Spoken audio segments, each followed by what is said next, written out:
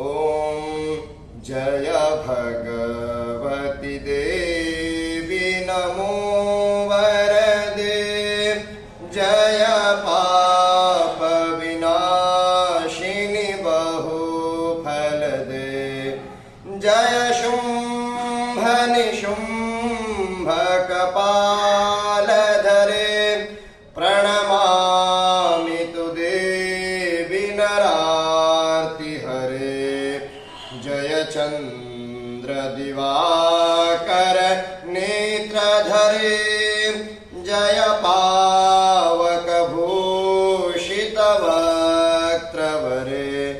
जय भैरव देहलिनीन परे जय अंधकदैत्य विशोषकरे जय महेश विमर्दिनि शूलकरे जय लोक समस्तक पापहरे जय देवी पितामहेश्नुनुते जय भास्कर शक्रशिरोवनते जय षण्मुख सायुध ईशनुते जय सागर गामिनि शंभुनुते जय दुःख दरिद्र विनाशकरे जय पुत्र कलत्र विवृद्धि करे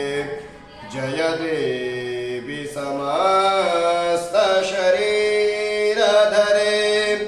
जय नाग विदर्शिनि दुःखहरे जय व्याधि विनाशिनि मोक्षकरे जय वाञ्छितदायिनि सिद्धिवरे एतद्व्यासकृतं स्तोत्रं